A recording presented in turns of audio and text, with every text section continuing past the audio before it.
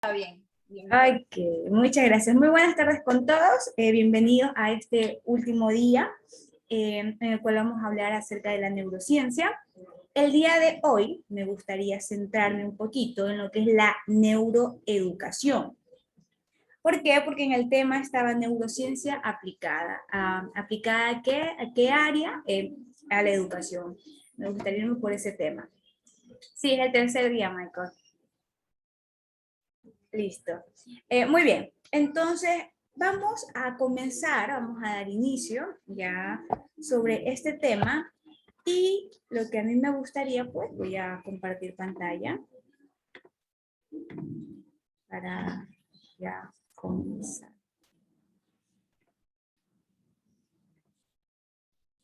Ok, si surgen preguntitas, las pueden hacer por el chat o levantan la manito para poder despejar dudas. Muchas gracias, Tito, muy amable. Para comenzar. Entonces, neuroeducación. ¿Hemos escuchado en algún momento este término? ¿Qué se les viene a la mente cuando lo menciono? ¿Qué será esta neuroeducación? Bueno, nos aporta estrategias para entender lo que es el comportamiento o qué sucede en el cerebro del niño, el por qué no aprende. Muy bien, por allí va. Nos aporta muchos fundamentos teóricos acerca de por qué el niño presenta problemas al momento del aprendizaje. Es muy común que nosotros encontremos, o por lo menos los que estamos en el área de educación, problemas al momento de captar, al momento de recibir una información, y es mucho más común pues verlo en los niños. ¿Por qué es más común ver este problema en los niños y no tanto en los adultos? ¿Por qué es más evidente en esta primera etapa? ¿Quién me dice?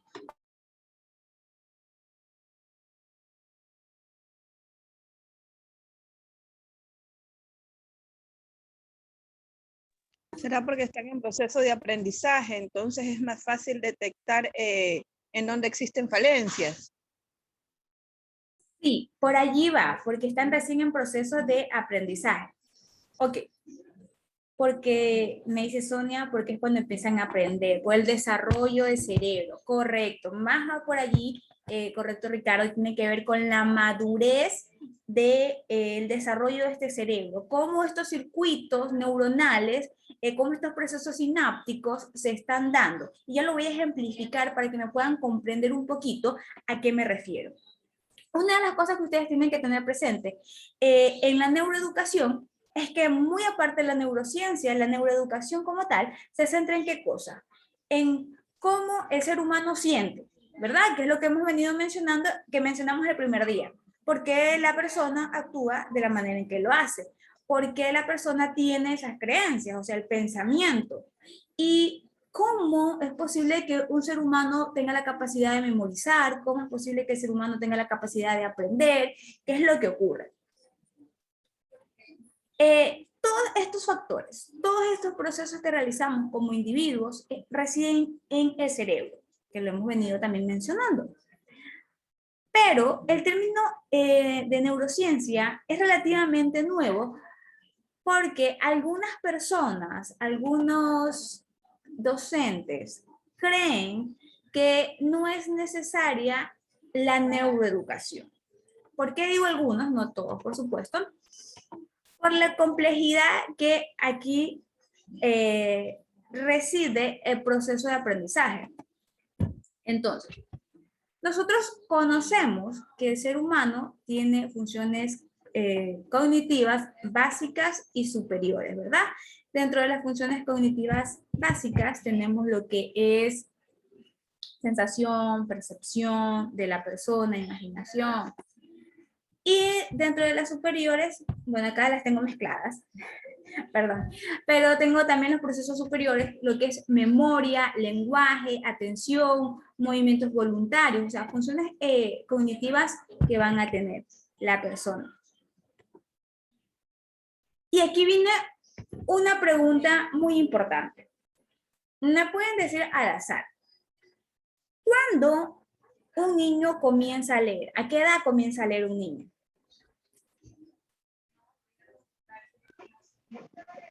Empieza a leer desde los 6 años. Desde los 6 años, ¿ya? ¿Alguien más?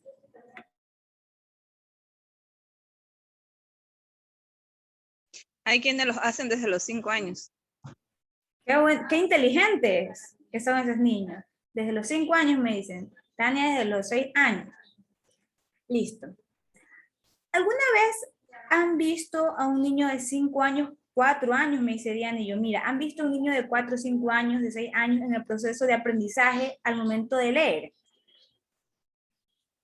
¿Qué creen ustedes? ¿Les resulta difícil? A los 6 no. Entre más pequeños sí. A ver, En ¿qué? cambio, en cambio, bueno, yo que he trabajado en el área de preescolar, le podría decir que a los de 4 años se les facilita más. Muy bien, gracias, Kevin. Hay una cuestión que ustedes tienen que tener presente. Dice Lady, conozco una niña desde los 3 años. A ver, ¿por qué he hecho esta pregunta? Porque a mí me parece muy importante esta cuestión. Y tengo que mencionar que también radica un poquito el aspecto cultural. Dice Ricardo, comparado con un adulto que no haya aprendido a leer es más sencillo. Dice Viviana, nos menciona, una cosa es leer y otra cosa es entender. Dentro del proceso lector, Viviana, están varias subcategorías que allí tiene que ver la comprensión lectora, la fluidez verbal del niño, entre otros aspectos. La lectura es un proceso macro y dentro de este hay otros. Ahora, ¿por qué he hecho este cuestionamiento? ¿Por qué he hecho este cuestionamiento, esta pregunta? Denme un segundo.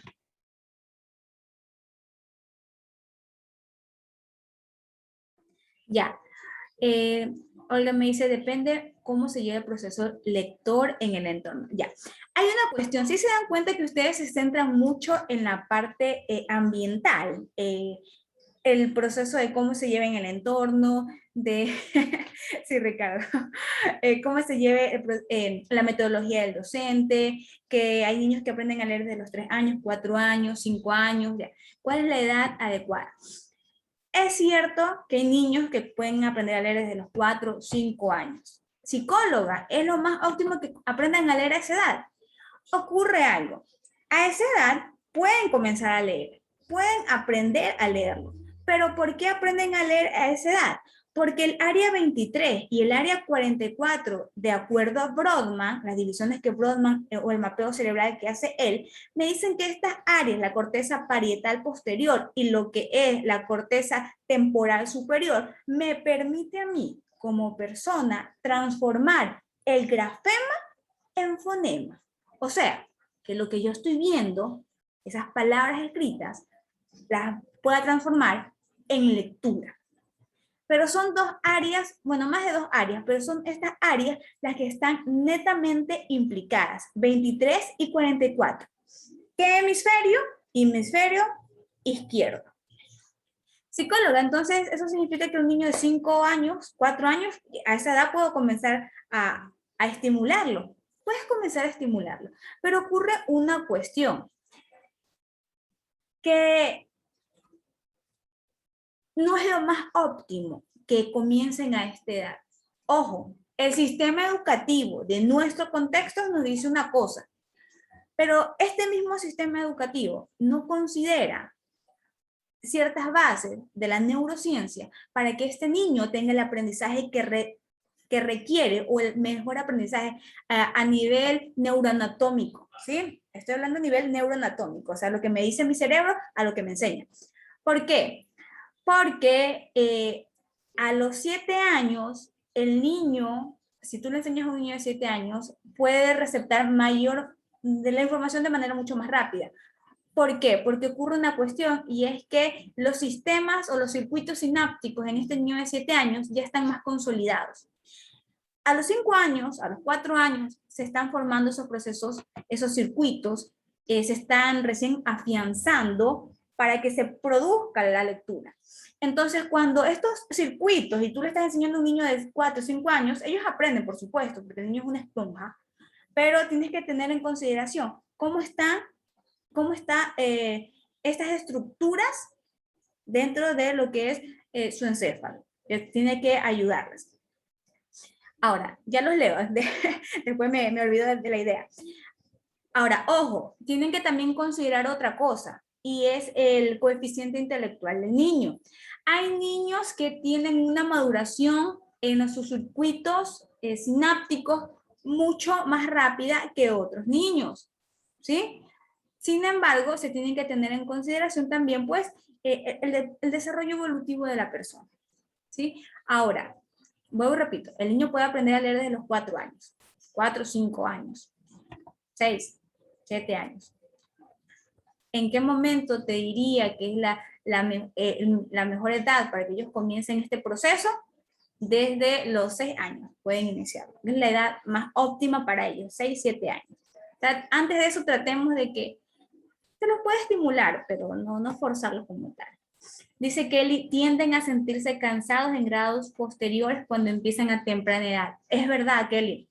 Llega un punto, ¿no les pasa a ustedes que ya ustedes dicen, ya, estoy cansada, quiero tomar un break, quiero darme un tiempo para mí, porque desde que soy muy pequeño estaba estudiando? Y ocurre, a los 5 años, ¿qué 5 años? A los 4 años, mamá ya inscribe al niño en una institución educativa, aunque sea en los primeros grados, pero igual ya estás pudiendo trabajar ese niño.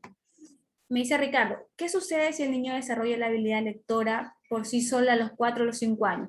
No ocurre nada, significa que este niño ha tenido un desarrollo o una madurez a nivel neuroanatómico mucho más rápido que otros niños. Ocurre, pero tú no te debes de olvidar que no todos los niños son iguales. Que si ese niño lo realizó, muy bien, se considera el coeficiente intelectual de él, pero no todos van a trabajar a ese mismo ritmo. Y allí tiene que ver también estilos y ritmos de aprendizaje que tiene cada persona.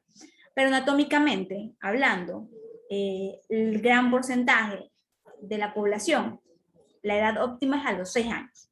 No te digo que un niño de los 4 o 5 años no pueda aprender, lo van a hacer, pero no es lo más adecuado.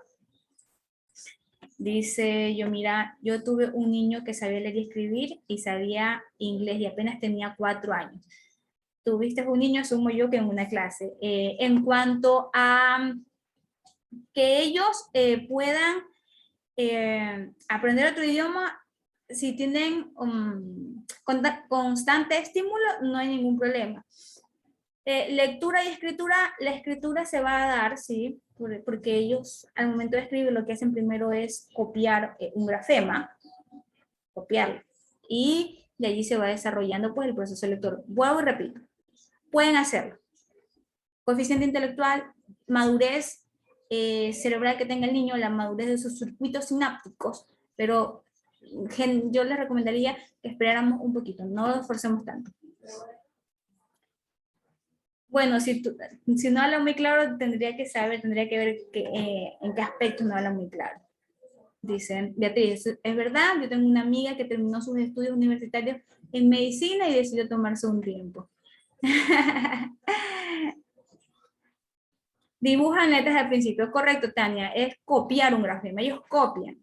Ellos, lo que está allí, lo que está en una pizarra, lo que está en una lámina, lo que ustedes le pongan, ellos simplemente copian, pero no necesariamente significa que estoy teniendo una comprensión de eso. Ajá. Ya, entonces este niño yo me ha de haber tenido una estimulación muy temprana, en cuanto a estos procesos. Ahora, hay una cuestión que ustedes tienen que tener presente. Cuando un niño comienza muy temprana edad, no es una regla por si acaso, tienden a esa transformación de grafema a fonema que yo les había mencionado anteriormente, no se suele dar de manera adecuada y les cuesta mucho trabajo aprender a leer y escribir. Recuerden que el proceso de lectura-escritura va ligado, va de las manos y generalmente está regido por mi hemisferio dominante, que es el hemisferio izquierdo. Psicóloga, soy docente y tengo un problema. Este niño ya le he enseñado mil y un formas y no aprende. ¿Por qué no aprende? Y dice, es que el niño es vago, es que el niño no me presta atención, y son muchos factores. Son muchos factores. El aspecto emocional del niño, el aspecto social del niño, el aspecto de la misma persona, o sea, del mismo niño, la metodología y lo que se olvida a la gente, el proceso madurativo de sus estructuras cerebrales. Señora, tengo un niño de 4 años y me lo lleva a la escuela y me pide que el niño ya sepa leer, escribir como todos los compañeros y los demás compañeros tienen 5 años. No sé si les ha pasado, si han visto uno de esos casos. Entonces yo estoy forzando a un niño a que comprenda algo cuando su estructura cerebral todavía no está establecida. Se los pongo de esta forma. Para que el proceso educativo se dé, y esto es algo que lo dejan muy de lado, tenemos que comprender el funcionamiento del cerebro. Usted puede diseñar algo que nunca ha visto. Se podría. Tengo que tener una idea de cómo es el objeto, de cómo es aquello que me piden que diseñe para yo poder crear algo. Lo mismo ocurre en la educación. Puedo enseñar, pero no debo dejar de lado cuál es el funcionamiento neuroanatómico de ese niño, de esa persona. A ver. Me dice, depende también de la construcción de la etapa, ya que si formamos en una etapa al niño en que le corresponde, y es el desarrollo de desenvolverse en el entorno con los demás o integración al medio social, no podemos, integración al medio social, no podemos adaptarlo a una etapa que no corresponde porque estamos influyendo en su intelecto, funciones del pensamiento. A ver, sí, es lo que tú me dices. Tú me estás diciendo, un niño tiene que pasar una etapa y de acuerdo a esa etapa va a aprender. Correcto. Sí, ¿verdad? A nivel social ocurre. Pero no te olvides que esas etapas que vive todo ser humano están regidas por tu cerebro. Y si tu cerebro no se ha desarrollado bien, el niño va a tener complicaciones. ¿Se han dado cuenta que los niños que tienen desnutrición tienden a presentar problemas en rendimiento académico? ¿Alguien que conozca algún caso? Fue precisamente por eso que en las escuelas fiscales implementaron las colaciones. Gracias, Kelly. ¿Por qué? Porque no le estás dando los nutrientes a tu cerebro.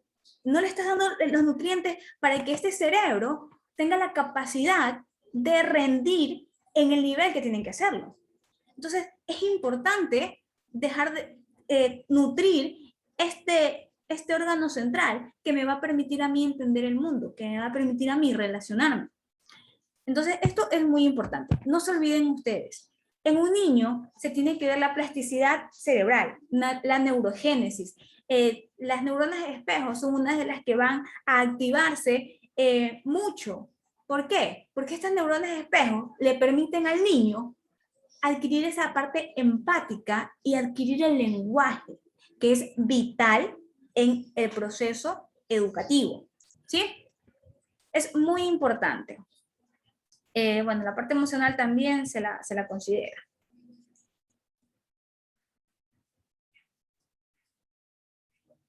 Acá me dice Olga, sí me he dado cuenta que en los CNH los niños no tienen mucha motricidad al momento de realizar actividad. Ajá.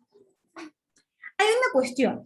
Generalmente, como ustedes saben, nosotros hablamos del cerebro, de las divisiones de este, por Brodmann. Brodmann es el que hace el mapeo cerebral y es el que le pone los números. Y Luria es el que hace la división de acuerdo a circunvoluciones, surcos y giros. Entonces, Luria tiene más se enfoca más a un análisis neuropsicológico de las funciones psicológicas, ¿verdad? ¿Por qué hace esto Luria? Porque Luria intenta averiguar cuáles son los factores alterados en los sistemas que van a repercutir en la actividad psíquica de una persona. Entonces, él lo centra en eso.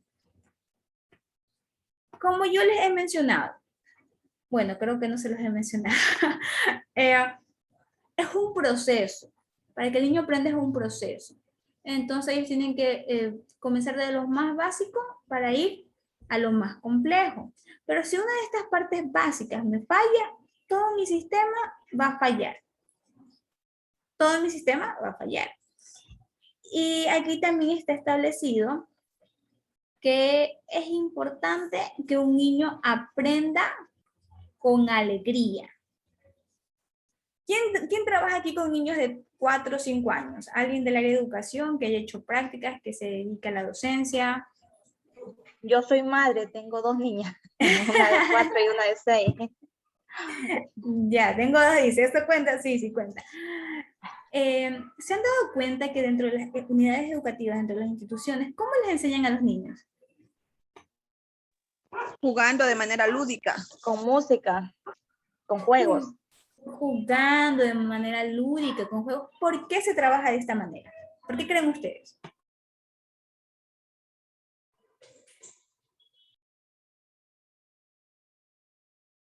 Para que las Muy actividades que ellos desarrollen las hagan de una manera armoniosa, o sea, no sientan presión, sino que más bien presenten ese entusiasmo de quererlas realizar.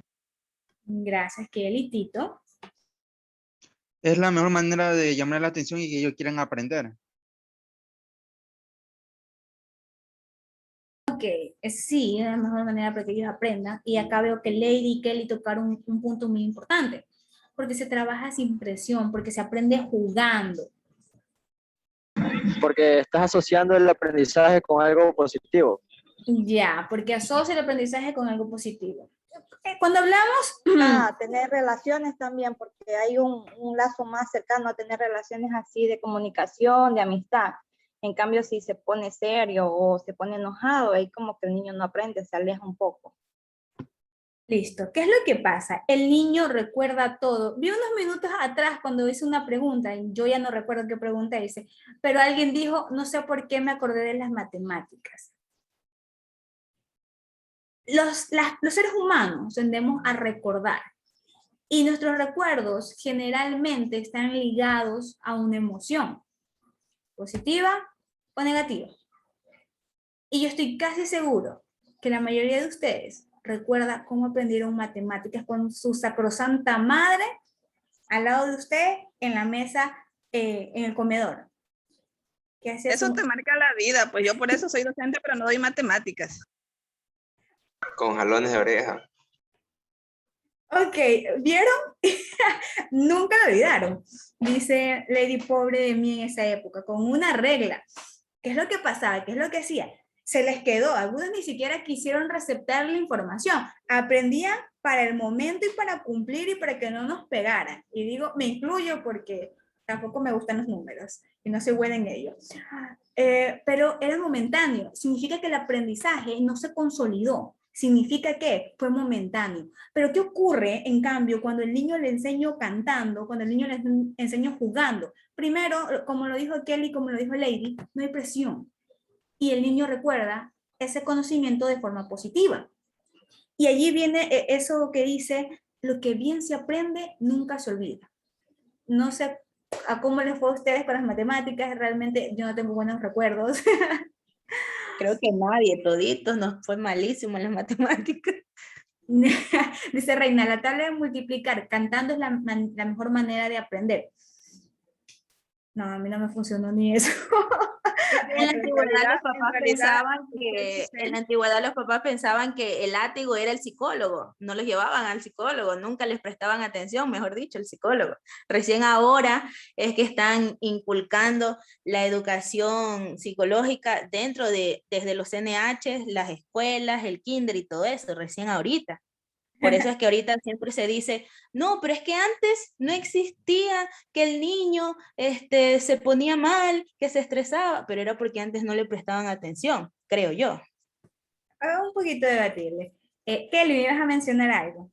Sí, yo creo que te marca lo que tu docente te enseña desde el momento de la niñez. Como decimos, el cerebro es como una esponja y los primeros años son los que más se recuerdan, ¿no? Mira que ya han pasado más de 30 años que yo terminé la escuela y yo recuerdo a mi profesora Aurora Reyes Tumbaco, cómo nos enseñaba con su cara de sargento. Entonces, cuando entrábamos a clases de matemática era fatal. Eso parecía ir a una tortura, era terrible. ¿Qué es lo que pasa? Y aquí ya toca un tema, tortura. ¿Ustedes se acuerdan? No sé a cuántos les pasó que estaban en la clase de matemática o en la clase de lenguaje, porque hay personas que tienen problemas en cambio con la parte del lenguaje. Estaban en clase y la profesora decía, bueno, iba sacando uno por uno al pizarrón y uno estaba con los deditos que no me toque a mí, que no me toque a mí, que no me toque a mí. Y cuando te tocaba, sentías presión y te bloqueabas y no podías dar la respuesta que la docente pedía. Lo mismo pasa al momento de leer, que la profesora estaba haciendo que los chicos comiencen a leer y uno estaba contando qué líneas le iban a tocar y estaba que las leía, las repasaba en su mente previo a que le tocara su turno. María Fernanda. Hola, Miss, buenas noches. Hola, te ¿Me escucho. puede escuchar? Sí. Ya. Miss, yo tengo una pregunta con respecto a nosotros los malísimos brutalmente en matemáticas. Mi madre me pregunta, dice, tú eres mala en matemáticas, ¿qué pasa cuando tú estés en consulta y una madre te lleva a su hijo psicóloga, mi hijo es malo en matemáticas? O sea, no sé, ayúdeme. ¿Uno qué puede hacer siendo tan malo en esa área? No sé, me da miedo. Ya, una cosa. Primero, si tú vas a trabajar con niños, tú tienes que tener en consideración que vas a ser psicóloga, ya sea psicóloga infantil, psicóloga educativa, psicóloga clínica, o sea, psicóloga en cualquier área. Pero existen especialistas que se van a encargar de trabajar con el niño específicamente en ciertas áreas, ¿sí? El psicopedagogo, que es el encargado de estos procesos. Nosotros como psicólogos tenemos que explicar qué es lo que le pasa a ese niño y por qué ese niño tiene la complicación al momento de adquirir un conocimiento. Detectar cuál es el origen de su problema. Y de allí tú lo puedes trabajar de manera multidisciplinar con el pedagogo y el pedagogo va a darle las recomendaciones adecuadas para que ese niño adquiera ese conocimiento o que potencialice los conocimientos que él ya tiene. Ricardo.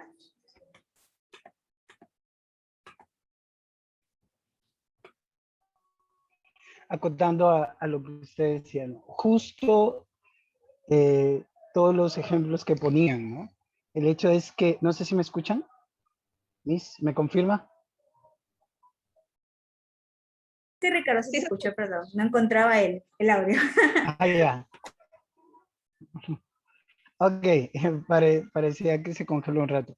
Entonces, el hecho es que justo hablando del tema de la neurociencia, factores como la motivación, factores como la estimulación influyen. Por ejemplo, yo ponía el caso mío.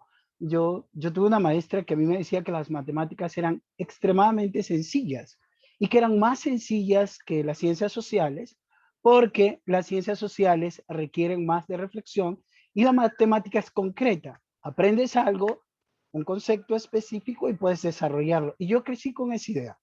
Hasta ahora considero que son sencillas. Les enseño a mis hijos que son sencillas. Y de paso, emocionalmente, mi maestra era bastante empática. Ella se identificaba con nosotros. Entonces, el cerebro desarrolló un concepto positivo de las matemáticas y de paso, pues también desarrolló la motivación necesaria para poderlas aprender. Allí hay factores que hay que tomar en consideración. Quitarle el cuco a materias que a veces nos hacen llenar de temor. Así como cuando me decían que bases biológicas era complicada. Y honestamente era muy sencillo. Por ejemplo, y allí depende, ¿sabes de quién? De quién te vaya a dar ese conocimiento. Kelly, ¿quién le dio a usted el conocimiento de las matemáticas? ¿Me recuerda el nombre? Aurora Reyes Tumbaco. Usted no tuvo a Aurora Reyes Tumbaco, Ricardo. Ya ves. No, eso le estaba escribiendo, qué suertudo, porque solamente con verle la cara a mi maestro, yo creo que todas queríamos llorar. Tenía cara de sargento de paso. Claro, no hubo esa parte empática que tuvo su docente Ricardo. Ahora, ojo, yo no cuestiono los métodos que se utilizaban hace algunos años atrás, no los cuestiono porque bien o mal tienen resultados. Pero sí creo que tienen que centrarse mucho también. No dice, no dice Ricardo, no dieron resultados. ¿Cómo de que no dice? Pero... No, no dieron porque desarrollaron temor en lugar de gusto. Bueno, eso es cierto. Pero bueno, hay que conocer el origen de los problemas de los niños. Continúo. Aquí hay una cuestión que que a mí me gustaría mencionar, y es la zona del desarrollo próximo. ¿Han escuchado, verdad, de este término, verdad? Uno de los principales signos que se convierte como un mediador al momento del aprendizaje es la cuestión del lenguaje, el poder comunicar. ¿Por qué? El lenguaje siempre va a mediar ¿qué cosa? La relación que tengo con los demás y la relación que tengo conmigo mismo. Y lo aplicamos con un niño, ¿verdad? El niño tiene que exteriorizar sus necesidades y el adulto también, para que las demás personas puedan comprender qué es lo que quiere. Y asimismo yo, como persona, Carla Mora, qué sé yo, cada uno de ustedes, tiene que saber qué es lo que usted desea como persona. Ojo con esto, y esto es muy importante, porque no siempre se desarrolla ese conocimiento sobre nosotros mismos, ese autoconcepto. Y allí radican muchos problemas. Esto de aquí tiene una naturaleza social, ¿verdad? Una función comunicativa, porque regula la relación que establecemos con las demás personas y con los objetos. Entonces dice, ok, Yomaira. Entonces, este postulado es de Vygotsky, ¿verdad? Creo que me dice Vygotsky. Vygotsky me menciona la trascendencia de la educación. Y para hablarme de esto, me habla de las zonas del desarrollo próximo. Porque intenta explicar las diferencias que existen entre el nivel del desarrollo real y el nivel del desarrollo del potencial del niño. ¿Qué es lo que pasa aquí? ¿Por qué él hace esta diferenciación? ¿Quién me dice? Desarrollo real y el potencial de desarrollo del niño. ¿Hay alguna diferencia para ustedes? Vygotsky me dice que sí, pero para ustedes. Desarrollo real, desarrollo del potencial del niño. Buenas tardes, Miss. El desarrollo real es en el que estamos. Ya. Y el potencial es el que podemos lograr obtenerlo con ayuda de la persona indicada en este caso. Ok, gracias Marcela. Kelly. Sí, acotando un poco lo que dice la compañera, también debemos ser conscientes que no todos los niños desarrollan al mismo nivel. Unos lo hacen con más lentitud y otros lo hacen de manera normal. Correcto. Sin embargo, recuerden que esto aplica porque a pesar de que tengamos la misma edad cronológica, no significa que vamos todos a tener el mismo nivel de desarrollo. Ojo, y eso se debe a los procesos madurativos de cada persona. Era lo que yo mencionaba minutos atrás. El nivel del potencial. Y aquí tiene que ver mucho con que hay niños que son muy buenos para los idiomas, que tienen una gran facilidad, y que eso lo vamos a ver más adelante con las inteligencias múltiples que tienen las personas. Entonces yo tengo un niño y lo que tengo que hacer con ese niño es desarrollar las habilidades que él tiene. ¿Eres bueno en esto? Ok, trabajemos en esto. Porque lo que quiero hacer es que tú desarrolles este potencial y a partir de esto pues poder trabajar todas las otras áreas, la matemática, las ciencias naturales, los idiomas. Eso es lo que es lo más adecuado, lo más recomendado. Pero generalmente no es así, solamente nos quedamos en un nivel real, en un nivel dentro de la escuela o de lo que estamos trabajando. Entonces, esto es vital. Bueno, aquí tengo dos esquemas, dos estructuras. Neuroeducación. ¿Qué es lo que me dice la neuroeducación? Construye estrategias y herramientas de enseñanza considerando las bases neuronales. Reiteramos esta cuestión.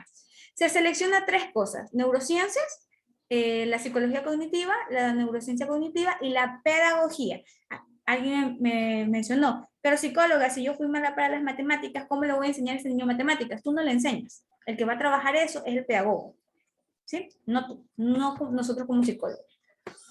Nosotros abordamos desde otro punto de vista.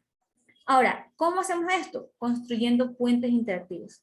Criterios disciplinares, formación de profesionales, constructos comunes y consideraciones metodológicas. Y vamos a ver más adelante los neuromitos. Y aquí voy yo con una cuestión. Las bases neuronales. Yo ya lo mencioné. La maduración. ¿Qué otra cuestión ustedes podrían decir en el nivel educativo?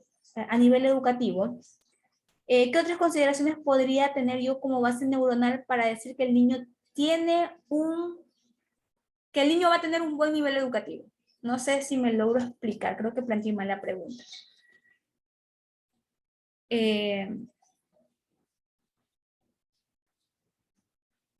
Simplifiquémosla. ¿Qué tan importantes son las bases neuronales para el desarrollo educativo de un niño?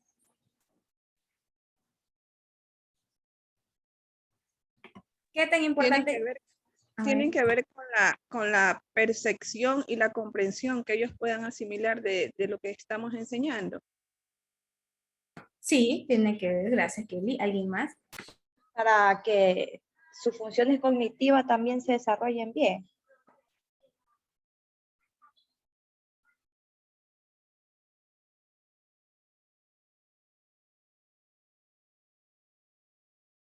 Sí, muy bien. Voy a preguntarle algo. ¿Ustedes creen que es adecuado que un niño de 7 años, 8 años, entre a las 7 de la mañana a clases? No lo veas desde el punto de vista social, pero ¿cree que es adecuado?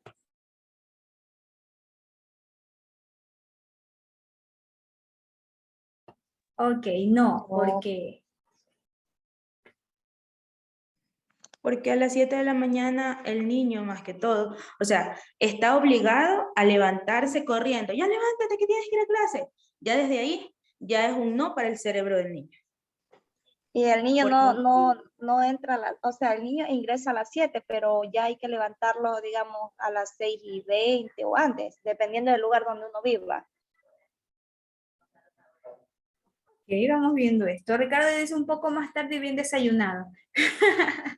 Los pobres llegan cansados, estresados, porque la mamá les grita. En realidad no debería ser 7 de la mañana. Yo siempre lo he discutido al punto que en mi institución se entra a las 8. Especialmente, imagínate, a los de kinder, niños de 5 años, que se los quieren llegar a clase a las 7 de la mañana. Eso es fatal. 7 de la mañana, ¿qué van a hacer los pobrecitos a esa hora? Ya lo explico. Pues, no, porque al final y al cabo tenemos que notar que al niño le tenemos que enseñar las nuevas metodologías que hay. Por ejemplo, no sé si ha escuchado del ABP. Cuéntanos, Darle. Es una metodología muy buena, en el cual es el aprendizaje basado en proyectos. Y esto es lo que tienen que saber muchos docentes, que es una metodología muy carismática, muy planificativa para los niños. Pero los niños deberían tener mejor lo que se llama tareas a partir de un tercer año de escuela, porque ahí es cuando se comienza a formar. En ese lapsus tendría que el niño tener un aprendizaje de lectura, de manualidades que le puedan desempeñar o mejorar el área cognitiva del niño. ¿Listo? Jafet, lo pronuncié bien, corrígeme. Sí, bueno, yo estuve en un programa de autocuidado y nos decían esto, que hubo un debate en donde, ¿por qué los niños a las 7 son las clases? Porque si se lo hace más tarde, los niños van a tomar malos hábitos, no van a dormir sus 8 horas, porque hoy en día, se van a quedar hasta tarde en el teléfono, van a ver, o sea, el autocuidado de los niños se va a desequilibrar. Por ende, es bueno que a las 7, a 7:30 sean las clases. Y otra, que el niño se va a mal acostumbrar a no madrugar y sus funciones psíquicas van a estar al 100% en la mañana, a fresca. Eso fue lo que hubo en el debate y después compartir. O sea, decían que es bueno que lo levanten a esa hora, al colegio o a la escuela. Ok, muy bien. Ya les he escuchado su perspectiva. Dice Diana, ¿será por lo que necesitan más tiempo para dormir? Aparte que los niños de ahora se acuestan tarde. Ya. Voy a mencionar yo entonces lo que he aprendido. ¿Qué es lo que pasa? El cerebro parece una máquina y es una máquina de hecho muy funcional. Sin embargo, esta tiene momentos en los que ella puede receptar mejor la información. Mi cerebro funciona así. 7 de la mañana, ustedes lo ven desde el punto de vista de los hábitos, que el niño se acuesta tarde y por tanto se levanta tarde a nivel social, que están en un teléfono, en un dispositivo electrónico. Pero dejando eso de lado, que es la parte social, el entorno, mi cerebro a las 7 de la mañana no está activo para recibir un conocimiento. No es la mejor manera. Muy aparte de las cuestiones que ustedes decían, que se levantan, si el niño entra a las 7, lo levantan 6:30 y algunos lo levantan 6 de la mañana para que esté bien despiertito, dicen. Lo bañan, lo cambian y listo a clase. Pero mi cerebro a las 7 de la mañana está pensando en tengo sueño, estoy cansado, porque mi cerebro todavía, las áreas que están encargadas del proceso de aprender, de adquirir conocimiento, todavía no están a su 100%. Hay momentos en el cual un niño o una persona puede aprender. Son 3 momentos, no sé si son 3 momentos, son de los que recuerdo. Si encuentran un cuarto, ya me equivoqué yo, me faltó uno. El momento más idóneo de aprender es entre las 8 de la mañana a las 10 de la mañana. 8 de la mañana a las 10 de la mañana. El cerebro humano recepta mucha información en ese punto. De a partir de las 10 de la mañana, 10, 11 y 12, el cerebro humano no va a querer receptar información. No es que lo pueda hacer, por supuesto, pero no es lo más óptimo, ¿sí? Psicóloga, ¿por qué? Por varias cuestiones. De allí, de 3, 4 y 5 de la tarde, el cerebro nuevamente está recuperando información. Y de allí, si quieres trabajar en la noche, 6, 7 y 8 de la noche, para que el cerebro adquiera información. Psicóloga, yo recibo clases hasta las 10 de la noche en la universidad. 9 y 10 de la noche, tu cerebro presta cierto grado de atención a lo que te interesa, pero el grado atencional, o la parte atencional, disminuye. ¿Sí me explico? Ustedes pueden prestar atención, pero se va a ver muy disminuido este proceso cognitivo. Entonces, no, lo más adecuado no es recibir clases a las 7 de la mañana. Su cerebro no está listo. Él quiere dormir. No. No a las clases hasta las 10. Por favor, no lo publiquen, que después dicen que la psicóloga está promoviendo eso. Depende del docente, psicóloga, porque si hay docentes que tienen esa chispa que uno quiere seguir escuchando las clases. ¿A las 10 de la noche o a las 7 de la mañana? 10 de la noche. Ah, ya, bueno, a las 10 de la noche ya. Ustedes son medios nocturnos. Pero bueno, la mayoría hasta los niños. Claro, ya tiene que ver mucho la metodología, pero recuerden que a partir de las 9 de la noche su cerebro ya está inicia la producción de la melatonina y le está diciendo al cuerpo, es hora de descansar, es hora de apagar tus circuitos. Por favor, comienza a reducir tus funciones. Su cerebro lo dice, su cerebro produce eso. Usted puede seguir haciendo sus actividades, usted puede estar en clase, usted puede estar conversando, usted puede estar haciendo muchas actividades, pero su cerebro ya le dijo a su cuerpo que es hora de ir reduciendo. Y si no se van reduciendo, lo que estoy haciendo es sobrecargar. No se olviden de eso. Muy bien. Entonces, preguntitas hasta el momento, perdón, como parte del proceso. ¿Tienen alguna duda? ¿Puedo continuar? Magíster, una pregunta. Buenas noches. Hola. Pero en la Unión Europea, por ejemplo, en países extranjeros como España, en China, el horario de clases también creo, si no me equivoco.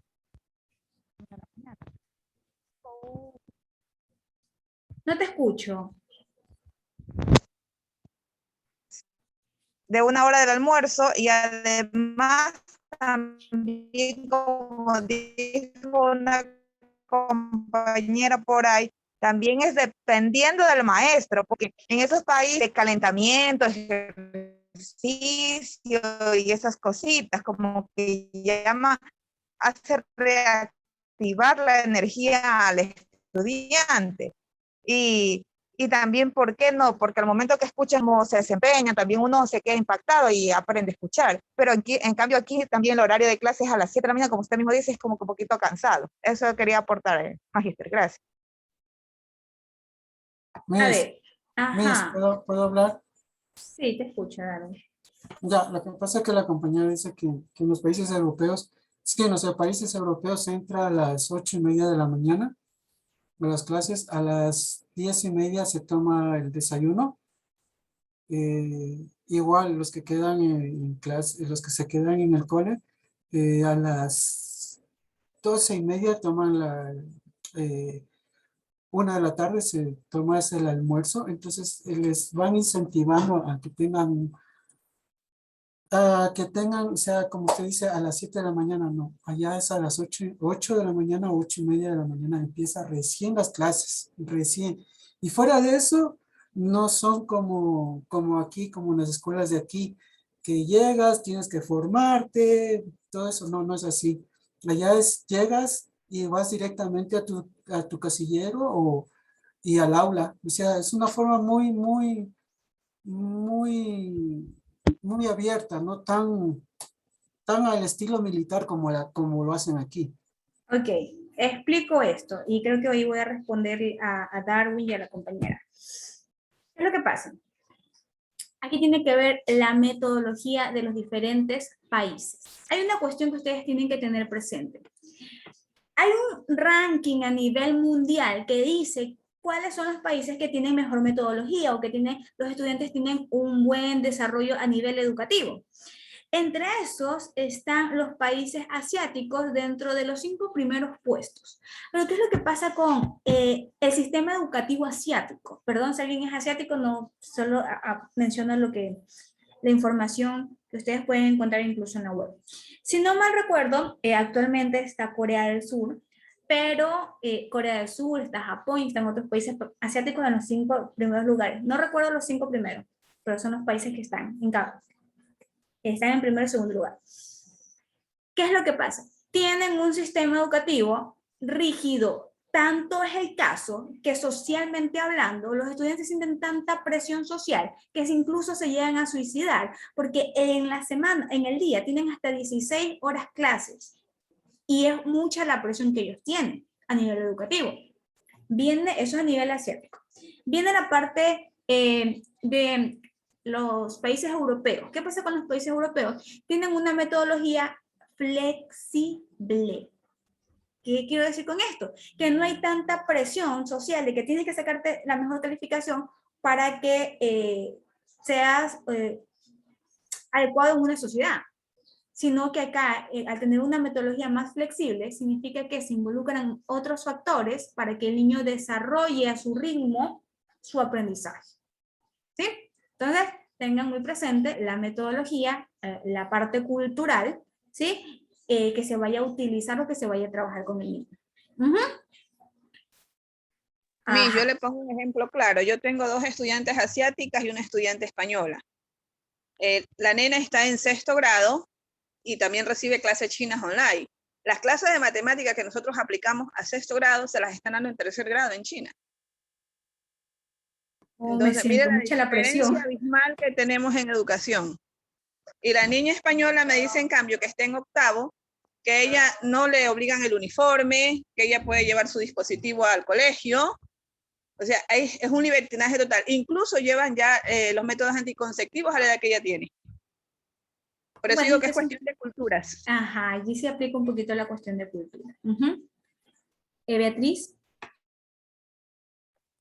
No sé si entre en el caso, pero hace yo un tiempo tuve una capacitación con un psicólogo y él nos estaba explicando esto mismo, que en los países asiáticos y en parte de Europa existe bastante el síndrome de burnout por esta misma razón, que los niños y las personas ya profesionales o las personas ya inclusive que trabajan en cualquier cosa, sienten tanta esta presión de que tienen que salir adelante de cualquier forma y que tienen que superar, no solamente superarse ellos, sino superar a los demás, que, como usted decía, llegan a este nivel del suicidio o de tener una enfermedad psicológica fuerte que es provocada por el síndrome de burnout.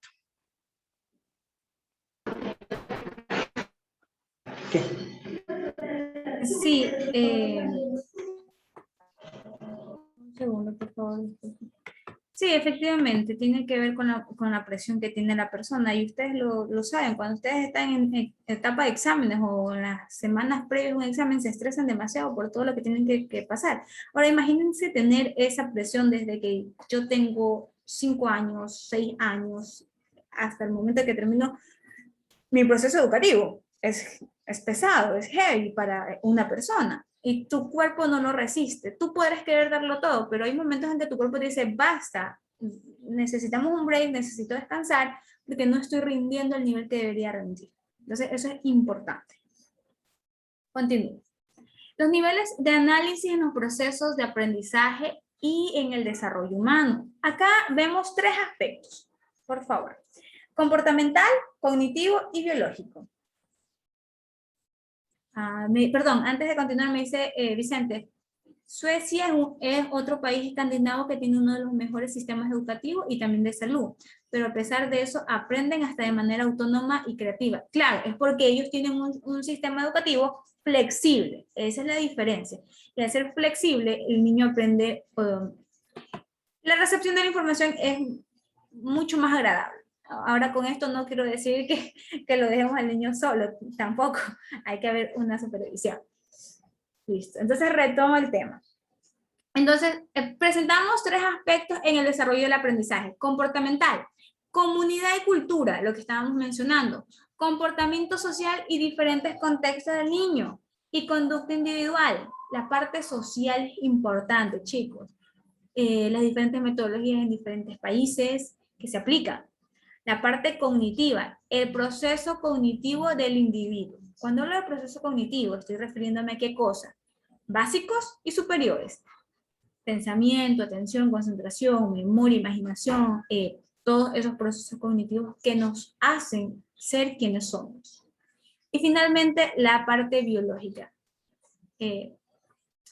Aquí tenemos que hablar de qué cosas, de los sistemas o redes neuronales. Conexión entre las células. La parte molecular es importante, muy importante. Diría yo, incluso es una de las más importantes.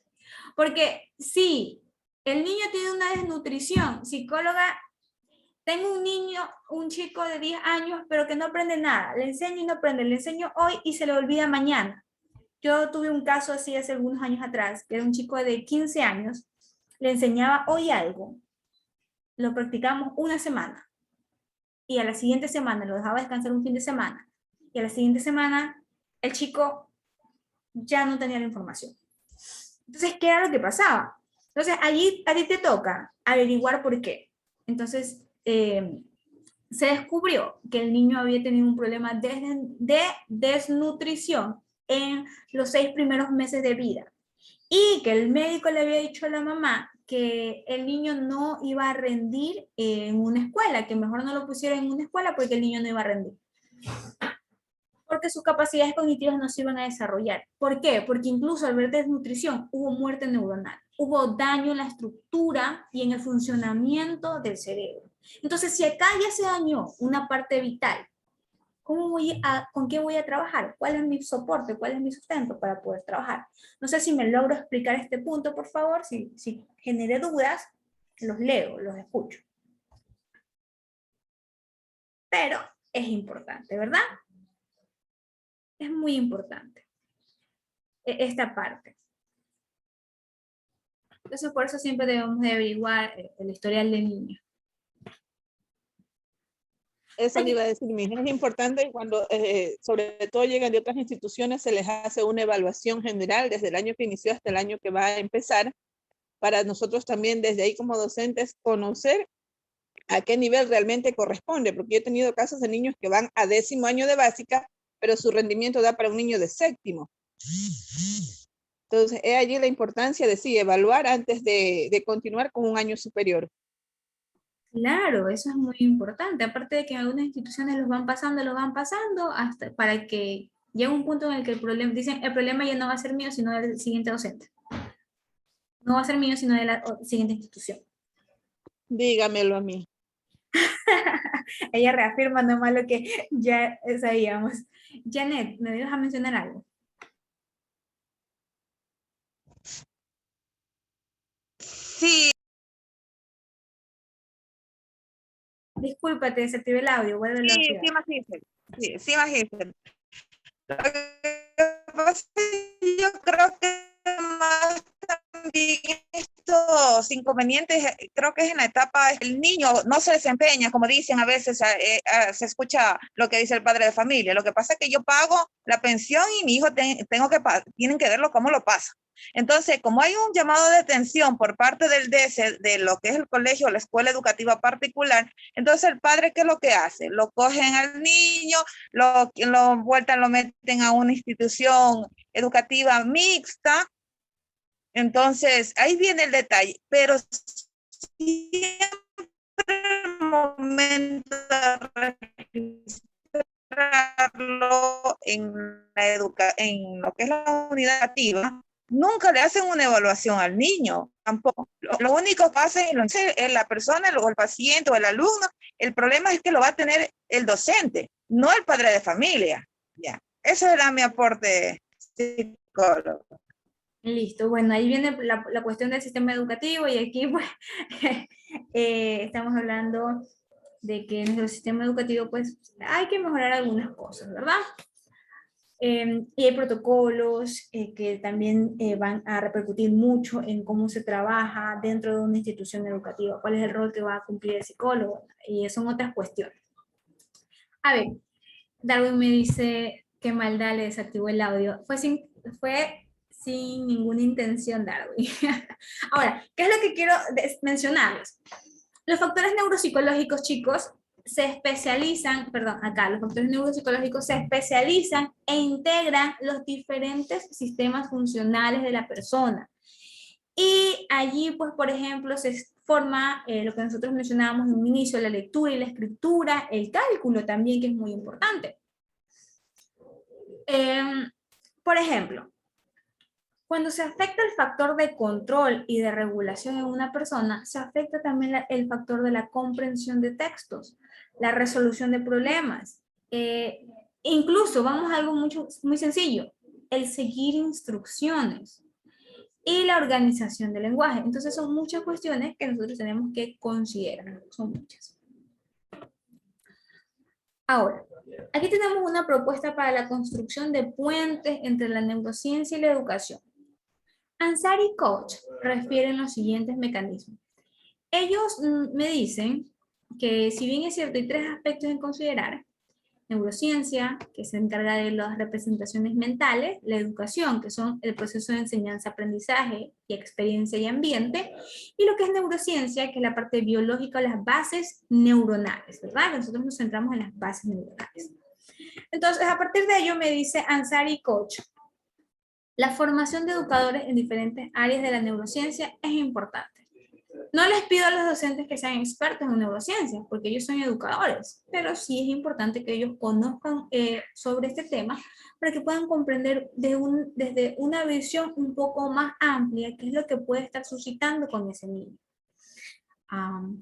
La formación para investigadores del área de las neurociencias en teoría, metodología y otros aspectos en la práctica educativa. ¿Por qué? Porque se considera la divergencia entre los estudios que se han hecho en laboratorio y la realidad del aula, porque no es lo mismo un laboratorio a lo que te vas a encontrar en el aula. Entonces es muy importante trabajar ¿en qué? En las teorías, en las metodologías y en las prácticas educativas. Esto, importante. Y ahora, ojo, la labor que cumple el docente con los niños, por lo menos cuando están en las primeras etapas educativas, es invaluable, es muy importante porque ellos tienen una gran presión. A partir de allí ocurre todo, es la base. Ojo con eso. ¿Cuáles son las técnicas de neurociencias más recomendadas? Me dice Ricardo. Bueno, hay varias. Hay varias al momento de trabajar y tenemos que considerar mucho la cuestión de la edad. Una de las cuestiones que nosotros tenemos que tener en consideración es la identificación del problema. ¿Qué área, en qué momento surge el problema? ¿Cuál es el problema que el niño tiene? Y descartar. Si yo me centro a nivel de neurociencia, significa que yo me voy a centrar mucho en analizar si es que el niño no tiene algún déficit intelectual o si es que el niño no tiene algún daños cerebral, para que este niño no esté adquiriendo el conocimiento que debe. Entonces ya vamos a ver un poquito de las técnicas. Ricardo, previo a ello, vamos a ver lo que son los neuromitos. ¿Qué es esta cuestión de neuromitos? ¿Han escuchado esto de aquí? Neuromitos, ¿no los han escuchado? Bien. ¿Ocurre algo? La teoría de las inteligencias múltiples y los periodos de aprendizaje, creo que se ha escuchado. Ya, ajá.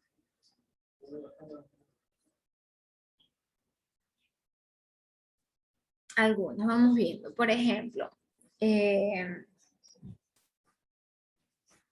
una cuestión que vamos a analizar. Y Ricardo, minutos atrás hizo una pregunta. ¿Cuáles son las técnicas de neurociencias más recomendadas? Para nosotros poder responder eso, tenemos que tener en presente unas cosas. Primero, ¿cómo vamos a relacionar el conocimiento sobre el funcionamiento cerebral? Lo que adquiero con el funcionamiento cerebral, ¿sí? ¿Qué adquiero con esto? ¿Está acá funcionando bien para que el niño pueda aprender? Y otros factores que son de mucha importancia. Ahora, hay una cuestión. En el proceso de enseñanza-aprendizaje, debe de darse o debe de verse desde un enfoque transdisciplinario. ¿Qué quiero decir? Que la neurociencia y la educación pueden trabajar juntas, por supuesto, y estas de acá van a construir el conocimiento necesario. Los docentes reciben realmente muy poca información sobre lo que es el funcionamiento cerebral. A los docentes, cuando ellos están en su formación, les enseña la parte de planificación, la parte de metodología, los momentos que hay que trabajar dentro del aula de clase y muchas otras informaciones. Y si es que le dan acerca de, te dan también clases de psicología, un semestre, una asignatura, pero no te hablan acerca del funcionamiento cerebral. Entonces, esto también tienen que tenerlo presente. Ahora, en el desarrollo humano se pueden estudiar muchas cuestiones. Aquí tengo una cuestión. Los neuromitos. ¿Qué era lo que pasaba aquí?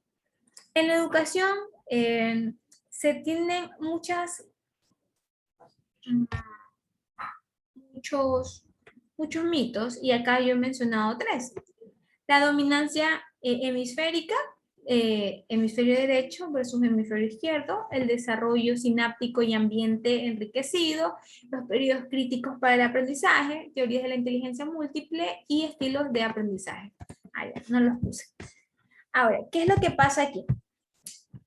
Primero es la dominancia hemisférica, el desarrollo sináptico, cómo se va a dar y si es que tiene que ver con los primeros episodios del niño. ¿Qué es lo que nos enseñan sobre la dominancia hemisférica? ¿Qué es lo que han escuchado? ¿Han escuchado ese término?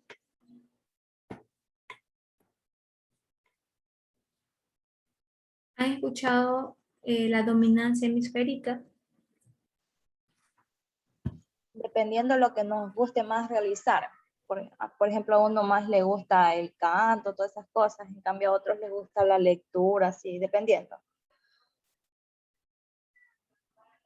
Ya. Cuando hablamos de dominancia hemisférica, estamos hablando de si predomina al momento de enseñar, aprender el hemisferio izquierdo o el hemisferio derecho, porque cada uno de ellos cumple un rol. Estoy hablando a nivel neuroanatómico, ¿verdad? Ahora, no queda muy claro si las concepciones erróneas sobre lo que son la predominancia de cualquiera de estos hemisferios. ¿Qué es lo que pasa? Hay muchos estudios sobre el cerebro, ¿verdad? Y se han realizado en diferentes tipos de pacientes de cómo procesan la información, cómo procesa el hombre, la mujer, hemisferio derecho, hemisferio izquierdo. Entonces, allí se van a centrar, por ejemplo, en el que el hemisferio izquierdo está relacionado con el lenguaje. El hemisferio izquierdo es el encargado de la información. Este es el que aprende los fonemas, los grafemas. Y ojo, cuando digo hemisferio izquierdo, me refiero a todos los lóbulos que están dentro de esta parte. Y me quedan los derechos. ¿Qué es lo que pasa? El derecho también cumple una función y el derecho es interpretación de la parte gestual, de la parte no verbal, perdón, de la parte no verbal. Este hemisferio derecho lo que hace es, le da la capacidad a la persona de identificar o comprender tu lenguaje no corporal. Y a esta información no le dan tanta relevancia que a la parte verbal. Izquierdo verbal, derecho no verbal, si hablo a nivel de lenguaje. Entonces, por eso es que le dan cierto énfasis a lo que es el hemisferio izquierdo.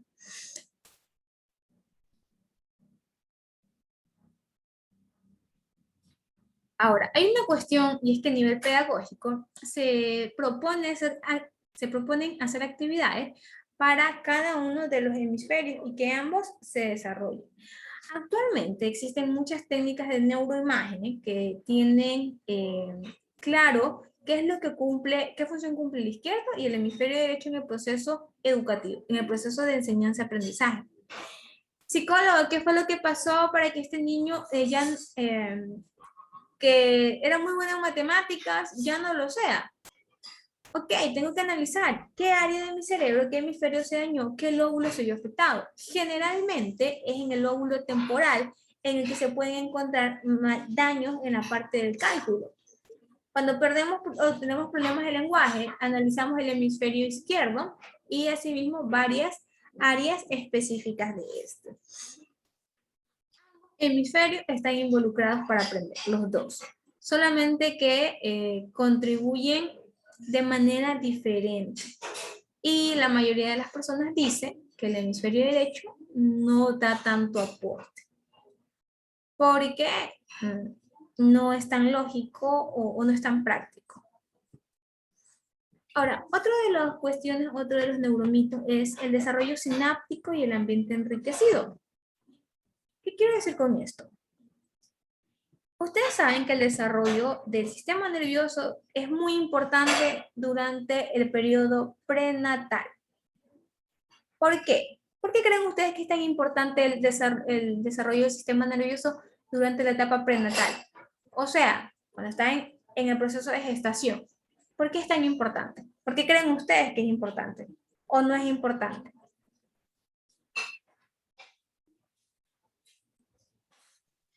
Es porque ahí se está formando todo. ¿Todo? ¿Qué es todo? Todo el cuerpo, el cerebro, todo. Ok, listo, se está formando todo, muy bien. ¿Quién me dice algo más? ¿Por qué creen que es tan importante el periodo prenatal? Ok, Yuleisi me dice muchas neuronas se forman en ese periodo. Listo.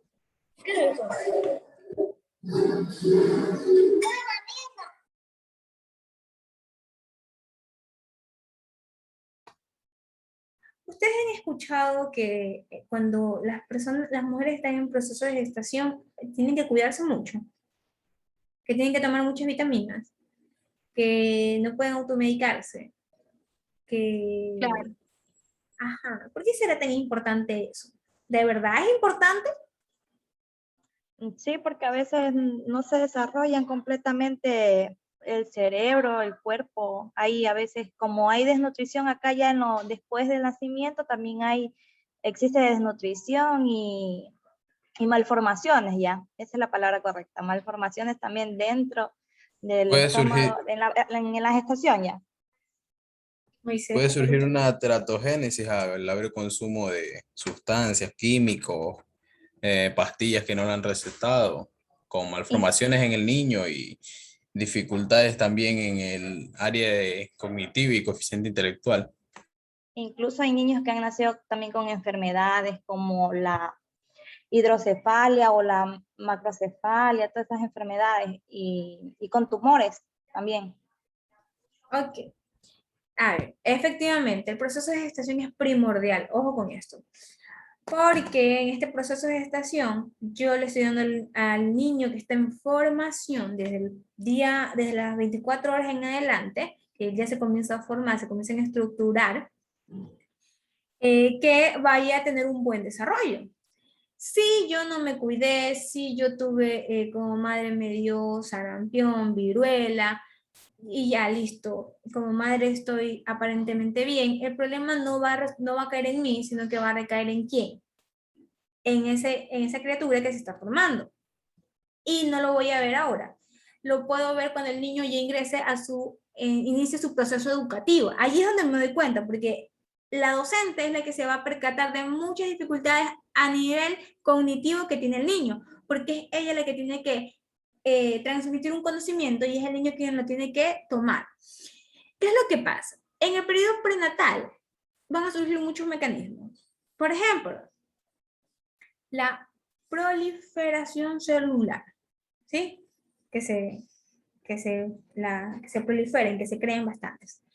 La migración celular, que esas células vayan al sitio que les corresponde y también que adquieran lo que es una función. También la formación de conexiones con otras neuronas, que es lo que se conoce como sinaptogénesis. Y también hay un proceso de muerte celular, pero ojo, esta es selectiva. Entonces el cuerpo me dice, ok, ya cumpliste una función, ya, vamos. Ya cumpliste tu rol y ya tienes que, ya hasta acá, ¿verdad? Ya cumpliste una función y ya continuamos. Ahora, el proceso de sinaptogénesis es muy importante porque este proceso ocurre al momento, a partir del nacimiento del niño, ¿verdad? Y las neuronas sobreviven a todo un proceso, se van adaptando, se van consolidando y van adquiriendo gran estimulación. Ahora, esto de aquí es importante para el niño, porque si el niño no tiene un buen desarrollo, estas neuronas no se desarrollaron bien, significa que no va a cumplir una función adecuada. Y significa que voy a privar al niño de que tenga ciertos problemas a nivel cognitivo, que son los más comunes, a nivel físico, que la compañera lo mencionó, niños que nacen con hidrocefalia, niños que nacen con muchas alteraciones, alteraciones a nivel cromosómico que ocurren. No me acuerdo. Ya, ¿qué es lo que pasa? Si yo no me cuido en la parte prenatal, en la gestación, incluso al no cuidarme, puedo tener una alteración o una dificultad en el niño en el que su cerebro no desarrolle todas las circunvoluciones que debería. Mi cerebro nace con ciertas circunvoluciones, porque así está estructurado. Pero cuando la mamá no tiene el adecuado cuidado, el niño puede padecer este tipo de dificultades. Nace con un cerebro liso. Ustedes sí saben que nuestro cerebro es rugoso y mientras más arruguitas, mientras más arrugadito sea, significa que voy a tener muchos procesos cognitivos y que voy a ser muy, muy, muy inteligente. Pero si tengo un cerebro liso, que ocurre cuando la madre no se cuida, por diferentes factores, ojo, no porque ella sea negligente, sino por muchos otros factores, el niño va a tener consecuencias. Y cuando esto ocurre, significa que son tan graves las alteraciones que el niño incluso tiene horas, días, meses de vida. Porque no ha habido un correcto desarrollo a nivel del sistema nervioso central. Entonces eso va a repercutir. Otro neuromito es los periodos críticos para el aprendizaje. Esto es muy importante. Y aquí tiene que ver sobre el proceso de neurodesarrollo. ¿Por qué? Porque se menciona que hay puntos, hay momentos, hay etapas en que el desarrollo del aprendizaje no ocurre de la forma adecuada, ¿verdad? Entonces esto va a repercutir en las etapas del niño. Y estos periodos de aprendizaje pues tienen que ver mucho con la parte de de los momentos que esté viviendo el niño, cada uno de los niños. Esto es muy general, realmente.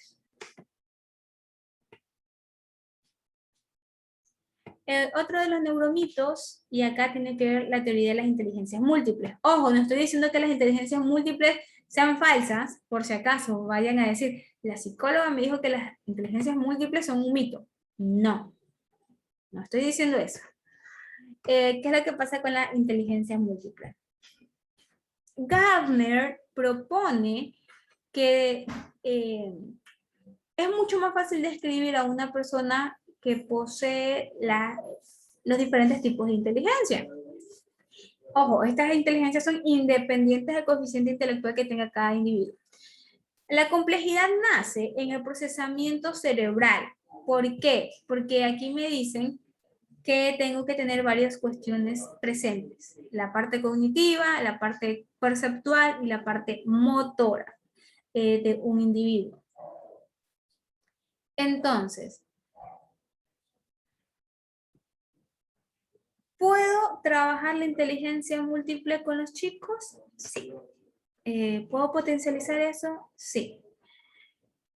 Pero tengo que tener en consideración mucho lo que es la parte de los sistemas educativos que se utiliza, porque se utiliza un sistema educativo muchas veces que no es adecuado para que los niños generen un aprendizaje.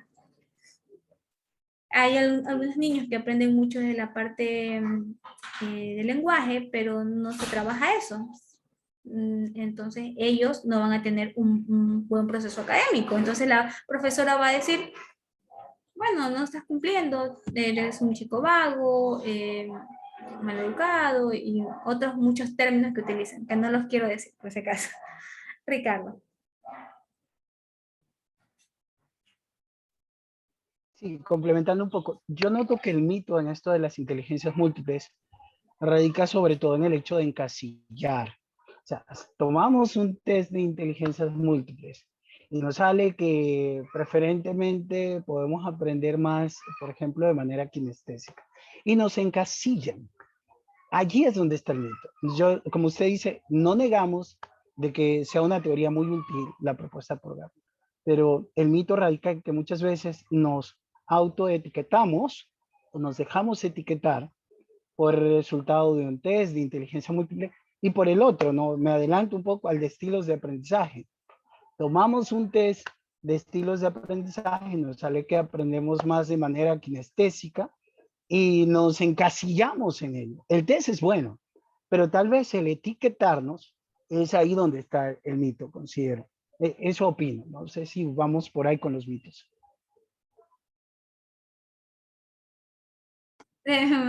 Sí, sí, estás en lo cierto. Y esto es muy importante. Es muy importante, de hecho, para trabajar con las personas. Olga me dice, el dilema es el sistema educativo del cual las instituciones educativas están regidas. Sí, pero no podemos cambiar un sistema educativo. Podemos trabajar en él y falta mucho realmente para hacer grandes cambios.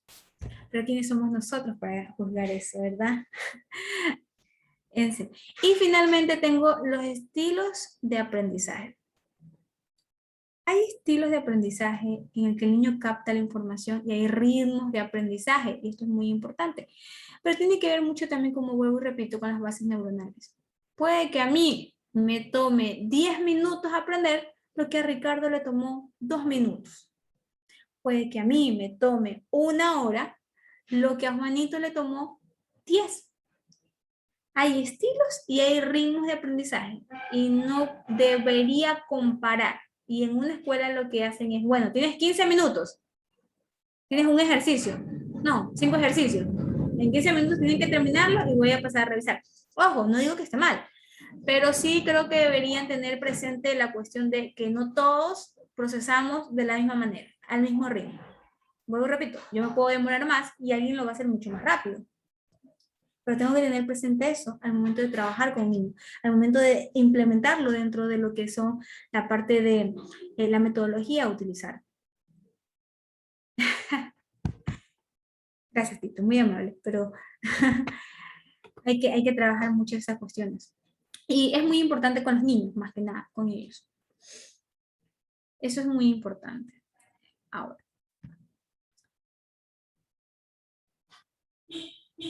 Dice Isabel, la competencia a nivel de educación en cierto punto bloquea el aprendizaje. Hay una cosa, no quiero criticar el sistema educativo de nuestra sociedad, pero yo veo que se fomenta mucho el qué nota vas a obtener al final, y es una competencia y no se está viendo el conocimiento que se está ganando.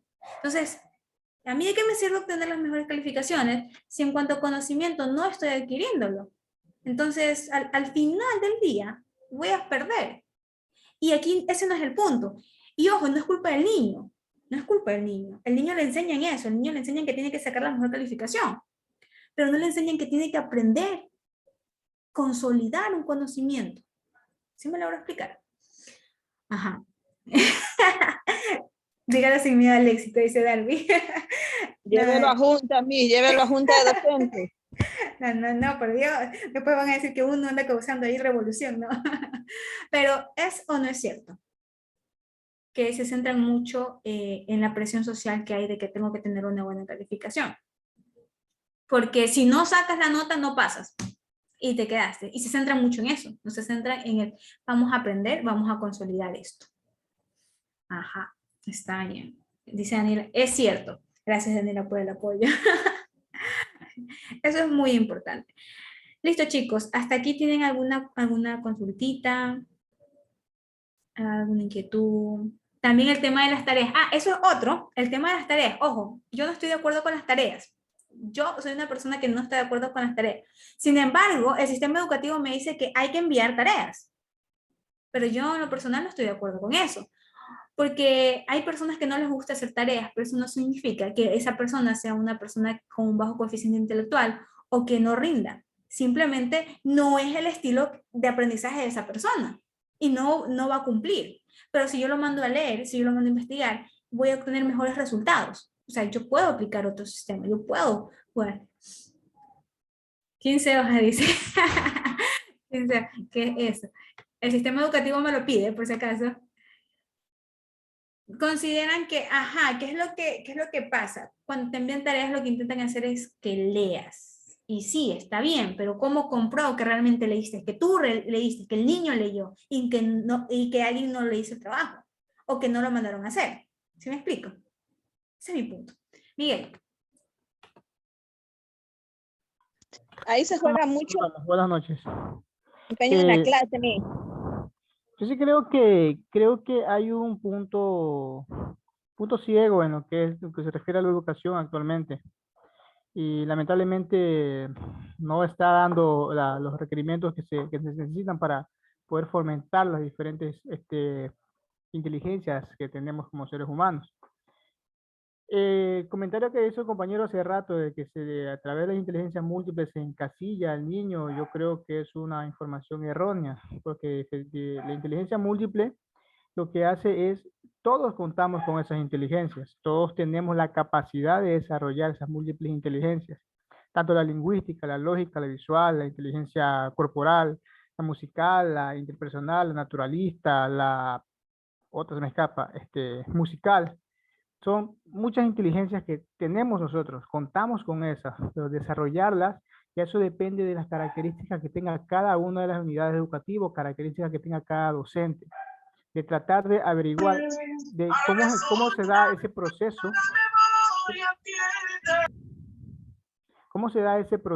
ese proceso de aprendizaje en el niño, qué es lo que pasa en el cerebro. Por eso la importancia de una neuroeducación, propiamente, neuroeducación, que veamos y velemos por una educación de calidad, de entender los desarrollos mentales del niño para de esa manera viabilizar un adecuado aprendizaje. Lamentablemente, la utilización de la palabra neuro ha sido demasiado, para que no suene fuerte, ¿cómo podría decir? Bueno, mejor la dejo ahí a la imaginación. Demasiado utilizada, porque no está dando los requerimientos que tiene el docente. O sea, el docente tiene toda la capacidad de trabajar, pero si no se trabaja el docente, si no se lo capacita en estas áreas de entendimiento del niño, no vamos a poder avanzar. El sistema educativo está tan estandarizado que el docente tiene que acogerse a lo que le dan, acogerse a lo que le requiere el Ministerio de Educación.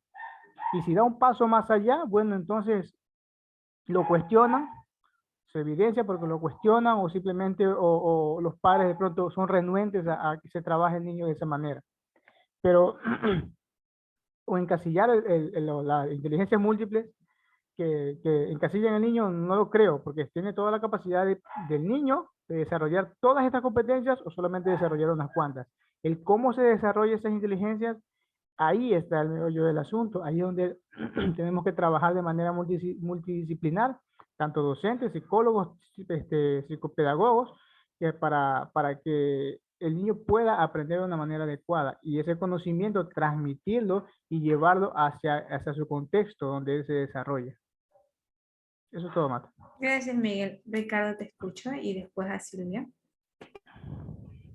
Bueno, la pregunta puntual es, hablábamos de neuromitos, ¿verdad? No tanto afirmé que era así, sino que es un neuromito. Entonces, como son neuromitos, en referencia a lo que decía el compañero Miguel, lamentablemente, un test de inteligencia múltiple ha generado ese neuromito de encasillar. Comprendo la postura de Miguel y la comparto más bien, porque efectivamente podemos desarrollar todas estas inteligencias, pero en el momento en el cual una mamá recibe un test de inteligencia múltiple y se le dice de manera inadecuada, mire, su hijo tiene más desarrollada tal inteligencia, se genera el neuromito si es que no se le da esa explicación que muy acertadamente acaba de dar Miguel. Entonces la pregunta es, ¿cuán adecuado es la manera como se ha informado y bien acertado lo que decía Miguel, este término neurociencia? Porque ahí sí lo digo como es, y hay que decirlo claramente, se lo ha prostituido. Yo también lo quise decir. Ahí está, te das cuenta. Yo no quería decirlo, ¿por qué lo dijiste? No, no vale. Y yo sí lo digo, sí. Eso. Gracias, Miguel, gracias. Silvia. Buenas noches, ¿cómo están, compañeros? Compañeros. No, con relación a lo que estaba comentando el compañero Miguel de la educación, sí varía, pero es dependiendo lo que es la docente, ¿no? ¿Qué capacidad o qué las destrezas que ella vaya obteniendo también? Porque, por ejemplo, lo puedo yo notar, tengo 3 hijos y puedo notar que de 3 docentes, una sigue en ese método como encasillado de que mientras más deberes vas a aprender más. Ya, a eso yo me puedo dar cuenta. En cambio, las otras 2 docentes que tengo con mis hijos, en cambio ella es, vamos, hagamos juegos, veamos videos, compartimos en clase, dame tu opinión. O sea, de esa forma ella evalúa si ellos están aprendiendo. Pero, ¿qué es? ¿Qué es lo que yo veo? Las otras 2 docentes están buscando capacitaciones, están buscando actualizarse en lo que es la educación. Entonces, ellas están buscando cómo llegar al niño de cualquier forma. El fin de ella es que el niño comprenda, el niño aprenda y que participe en la clase. Entonces, ya no solamente es de lo que es el sistema, ya queda bastante en lo que es la persona. ¿Qué tanto esa persona quiere avanzar? ¿Qué tanto esa persona se quiera capacitar? Porque ya lo estoy dando yo un ejemplo, imagínense, de 3, 2 maestras, yo ya las veo con esa idea de que conversemos en clase, participemos, hablemos del tema, dame tu opinión, y se forma como un tipo de debate en un niño de 9 a 10 años. Entonces, ya ella está tratando, ya es de como cambiar esa mente o esta de que mientras más tareas yo te envío, tú vas a aprender más. En cambio, a mi hijo, el que más tareas le envía, hay un momento que me dice, ya no quiero hacer tareas, estoy cansado. Entonces, yo, eso sí se lo he dicho a la maestra, no crea que porque usted más tareas le envía, mi hijo está aprendiendo más. No, hay un momento que él ya no aprende, él simplemente lo hace por responsabilidad, que es muy diferente. Gracias, o sea, Silvia. eso es lo que yo considero, ¿no? O sea, ya es bastante, depende bastante de la docente, qué tanto se quiere capacitar. Aquí sí, Kelly nos dice, perdón, son los maestros tradicionalistas, son renuentes incluso al uso de la tecnología. Sí, ojo, eso es verdad, es muy importante.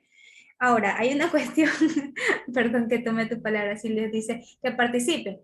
Hay docentes que dicen, Juanito, participa, dime, y señalan, y es la dedocracia, y creo yo que eso genera más estrés en la persona.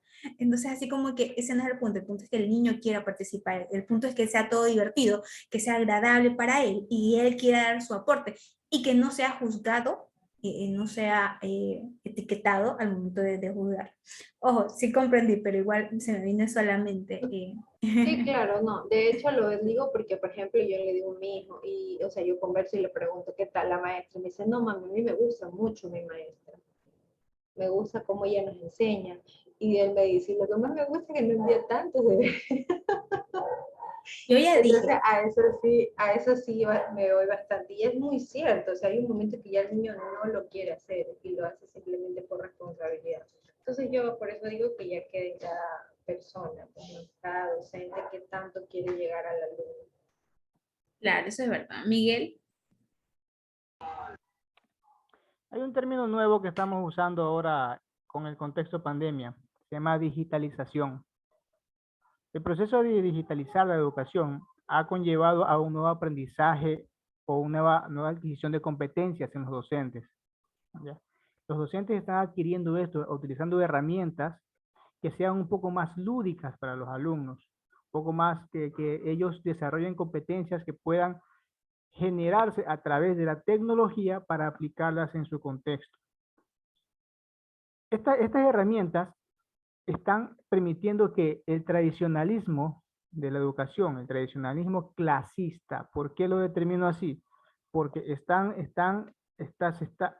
la educación siempre se ha manejado bajo un parámetro.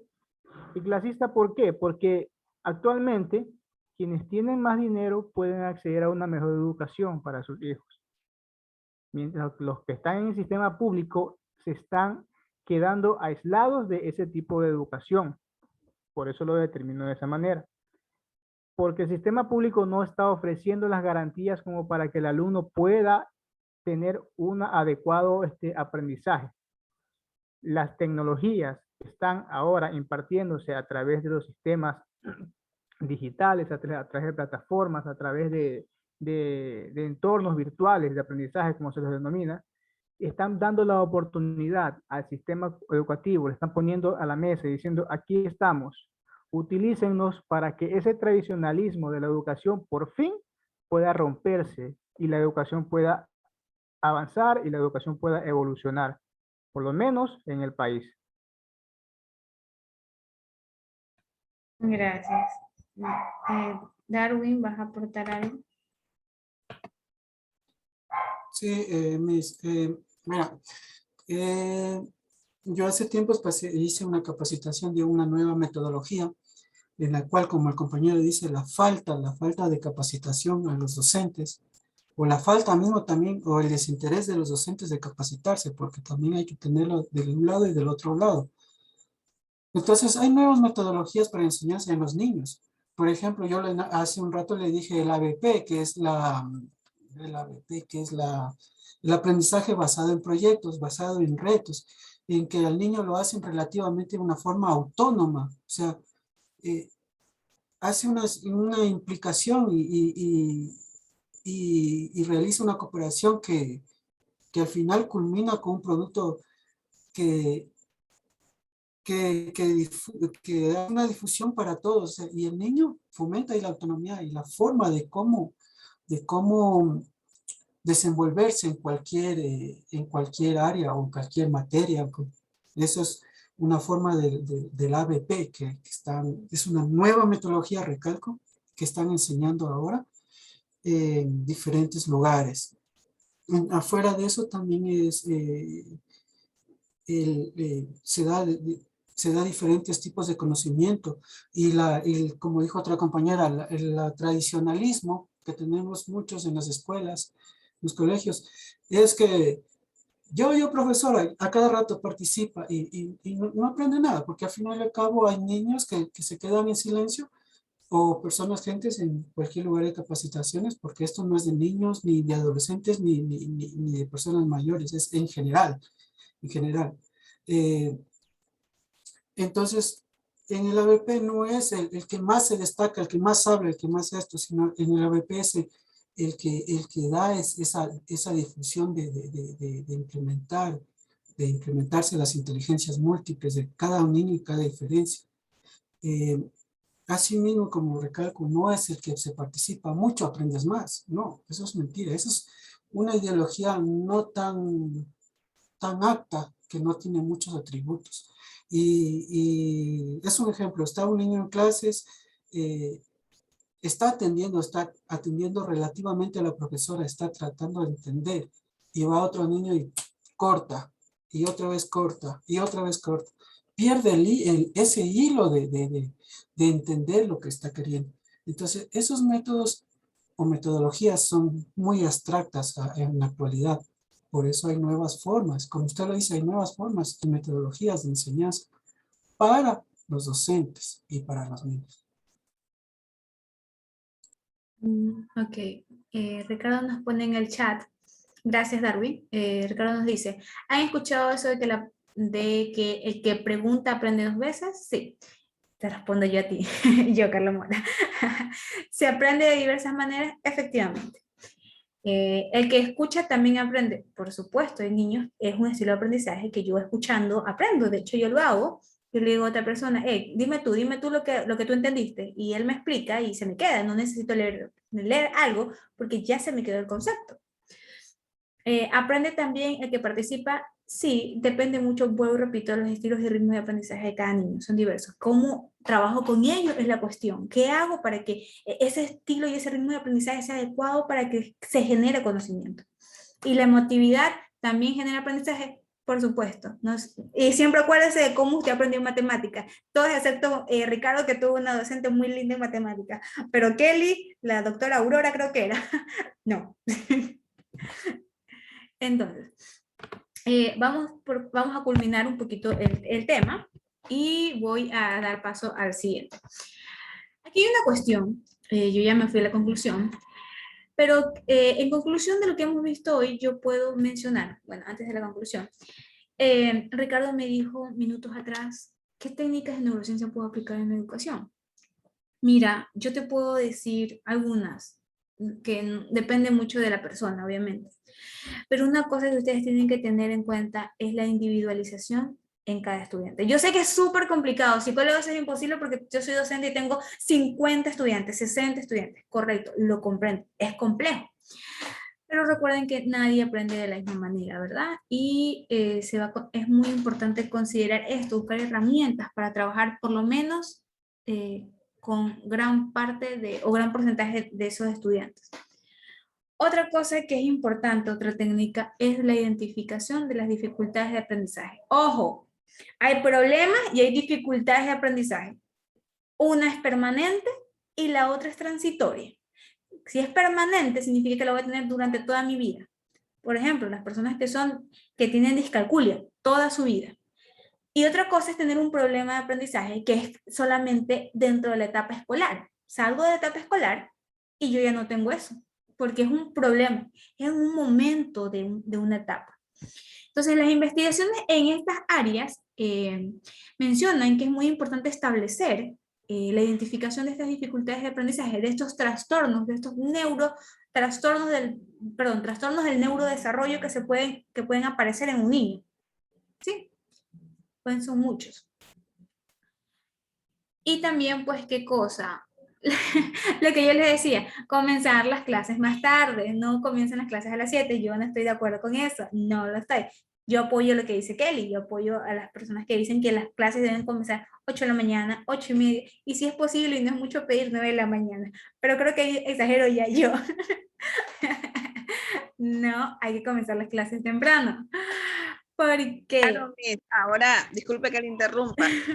Como dicen por ahí, no hay mal que por bien no venga. Ahora los padres están valorando el trabajo que hacen los docentes. Con uno se quejan, nosotros manejamos 50 en un aula, material para el auditivo, material para el visual, material para el especial. Entonces, ahora están valorando realmente a los docentes.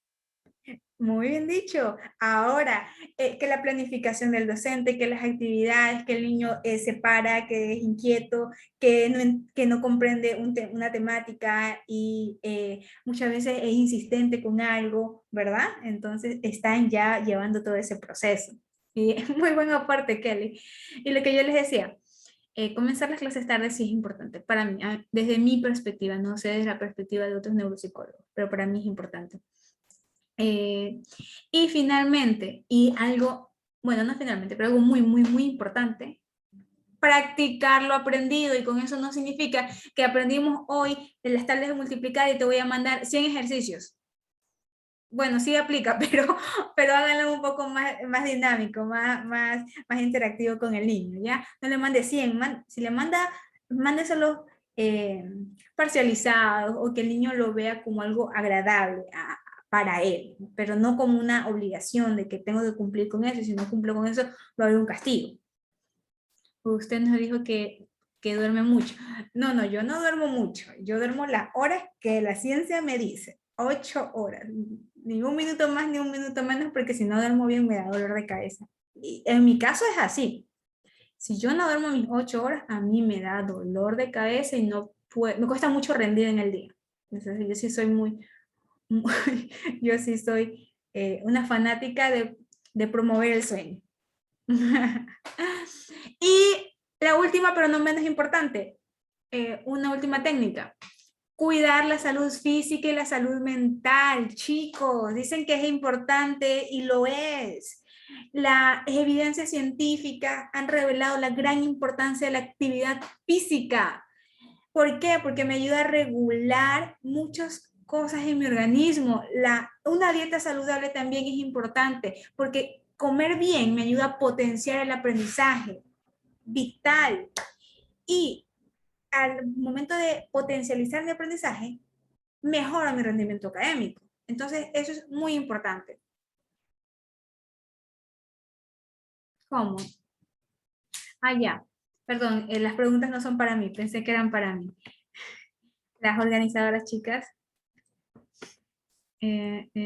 Cobrará esta vez las consultas gratis. Listo, bueno, chicas, eso. Máster, una pregunta, buenas Sí, noches. Usted en caso ha trabajado con escuelas así, ¿sabe si de pronto también a ellos les capacitan sobre estos temas que usted nos está enseñando? Porque muchas veces me he dado cuenta que no, los docentes como que no tienen este conocimiento, o será que no lo ponen en práctica, se hacen los ciegos, no sé, digo. No es eso, pero hay que comprender una cosa, y es que no la aprendes o que no puedes, bueno, se puede entender más cuando la vives. Los docentes tienen mucha presión en cuanto a las planificaciones que hacen. Sí he trabajado en escuelas, sí tuve la oportunidad de estar en una escuela, en colegio también, pero mi rol era diferente. Yo era la orientadora en aquel tiempo, así se decía. La estoy hablando de muchos años atrás, aunque no parezca. Actualmente sé que se los capacita. Actualmente no estoy dentro de un sistema educativo en escuela o colegio, pero sé que se los capacita. ¿Cuáles son las áreas en las cuales se los capacita? Pues no te sabré indicar, creo que depende de la necesidad de cada una de las instituciones. No sé si alguien aquí es docente, que nos pueda ayudar, por favor. En las fiscales más es el asunto pedagógico, muy poco se trabaja en el área neurológico, en el área psicológica, más es asunto pedagógico. Claro, más se centran en esa parte de la pedagogía. Pero sí es importante. El por qué yo te lo explico así es porque es mi área. Soy psicóloga, ¿verdad? Entonces yo por eso me centro mucho en esta importancia. O sea, lo que pasa es que yo también estuve hace unos días en una capacitación de psicología educativa también. Y entonces también tocaron temas muy importantes como los de ahorita. Y por eso era mi duda, que si también a los docentes se les da este tipo de capacitaciones, porque en psicoeducativa también deberían de darle a los docentes. Claro, pero ahí también viene mucho lo que es la autoeducación. Por ejemplo, si yo tengo un estudiante con un caso especial y quiero llegar a ese estudiante y ver de qué manera le ayudo, yo busco la ayuda para ver cómo intervengo también. No necesariamente espero a que me den la capacitación. Bueno, entiendo, duda despejada. Gracias. Bueno, como te digo, allí sí disculparás, actualmente no estoy dentro de una institución educativa, pero sí es muy importante capacitarse en muchas áreas, no solo en una. Más que nada cuando existe, creo, qué sé yo, la vocación para querer ayudar, querer aprender más acerca de algo. Ahora, como conclusión. Bueno, antes de la conclusión, no hay ninguna pregunta en general. Niños, adolescentes, adultos, ¿no? Acerca de la neurociencia. Bueno, a manera de conclusión, sí hay una preguntita, creo. Ricardo, te escucho. Primero agradecerle por la exposición. Antes que nada, muchísimas gracias por su tiempo. Noté en la exposición, obviamente, una orientación más hacia aquellos casos donde se requiere una intervención por algún problema presentado. No sé si se me escapó. Entonces la pregunta es, ¿hay una técnica concreta? A mí me gustan las cosas así como medias prácticas que nos podría recomendar en todas las áreas y que sea fácil de aplicar con jóvenes, adultos, niños, para desarrollar el aprendizaje? Una técnica así concreta, rápida de poner a funcionar.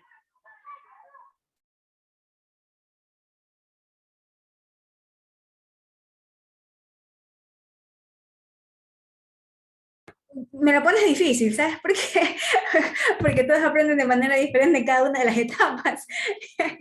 Entonces, una sola técnica va a aplicar para un niño, un adolescente, un adulto mayor, las que ya conocemos y las que son muy comunes, que son las lecturas, películas con subtítulos. Hoy en día hay una aplicación que es Neurofit, que se la puede trabajar con los niños porque ellos están muy pendientes de la parte tecnológica. Un adolescente también la puede trabajar y también la puede trabajar un adulto mayor. Sin embargo, yo siempre sugiero ir trabajando por áreas. Yo, en personal, trabajarla por áreas porque tengo que ir potencializando todo, poquito a poquito. Listo, Cristian, yo le paso a las organizadoras las diapositivas para que ustedes las tengan, aunque yo soy un poquito básica con las diapositivas, perdonarán, yo no pongo mucha letra. Pero bueno, lectura, subtítulos, ¿qué más te puedo decir, Ricardo? Muy puntual acerca de eso. No te puedo buscar una que aplique a todas. Sí, hay que por lo general son caso. individualizadas, porque cada caso es diferente. Sí, cada caso es diferente. Dice, pero igual dice Ricardo, busquemos una. Sí, Ricardo, está bien. No. Está bien. Dice... Sí, de mi parte yo muy agradecida. Sí ojalá tengamos la oportunidad en otra ocasión de que nos dé un tema relacionado con el aprendizaje en niños especiales, ¿no? Como niños con síndrome de Down, que es muy interesante también. Me llama mucho la atención esa parte. Y me gustan sus exposiciones, les soy muy honesta. Me gusta el manejo del tema porque se nota cuando hay una preparación y hay un buen manejo de temas, quedan las dudas despejadas.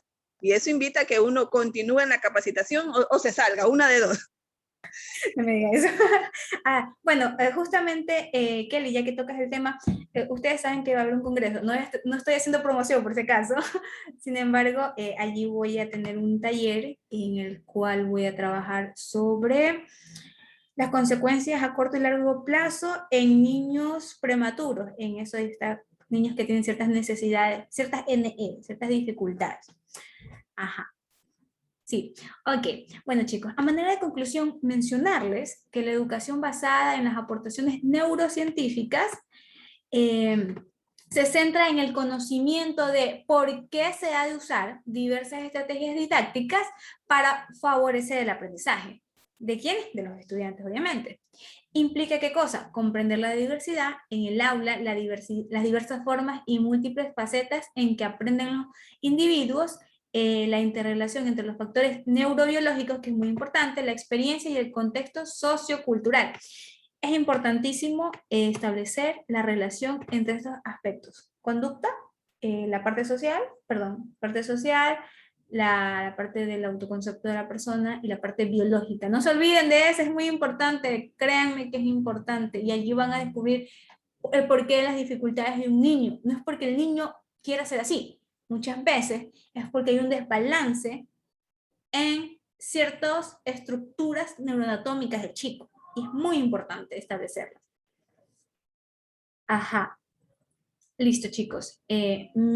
Ha sido muy agradable para mí poder compartir. Les agradezco mucho la presencia de todos ustedes porque siento que les gusta el tema. Espero que les haya gustado el tema y que haya sido pues muy enriquecedor para ustedes. Me gusta mucho la neurociencia y la neuropsicología, entonces espero que ustedes también. Shirley. Muy buenas noches, Miss. Antes que nada, agradecerle por su cátedra. Me encanta, en realidad tiene una forma de explicar que engancha mucho. Y pues, eso sí, agradecerle con el corazón. Y pues, tengo una pequeña duda. Lo que pasa es que en la asistencia no se puede escoger opción para virtual, para que el certificado se envíe de forma virtual. Quería saber qué podemos hacer en ese caso. Ya, listo. Compañera, buenas noches. Muchísimas gracias por la conversación muy buena.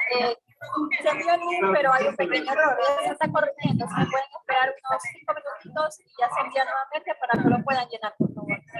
Listo. Ok. Iris nos menciona que con cuestiones de asistencia ya se está solucionando. Sean un poquito pacientes, no se preocupen, tranquilitos, que ya se arregla, ¿ya? Igual voy a dejar unos minutitos para que puedan hablar con las organizadoras acerca de esto.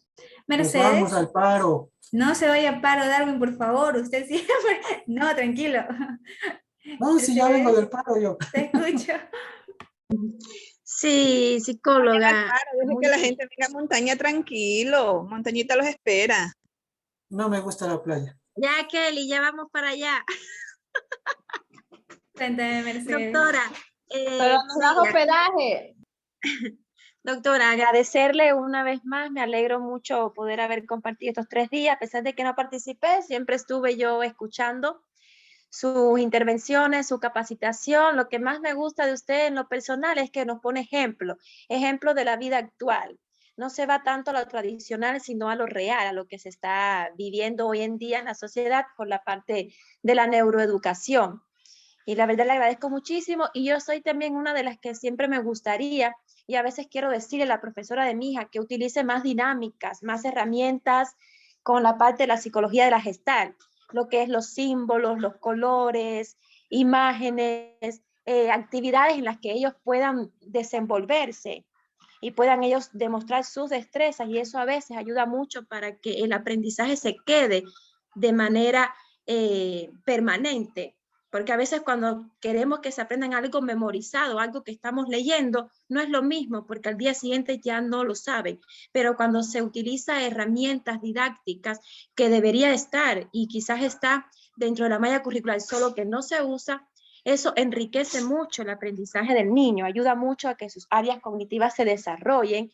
Y aquí viene entonces lo que es de Gardner, los tipos de inteligencia, y esto se ve mucho cuando se utilizan dinámicas. Inclusive donde yo estoy haciendo trabajo voluntario, el coordinador del centro de rehabilitación, él utiliza mucho lo que es la psicología de la Gestalt, y es hasta muy bueno para trabajar con las madres de estos chicos en consumo. Cuando se utiliza dinámica, cuando se utilizan juegos de aprendizaje, se queda mejor el mensaje.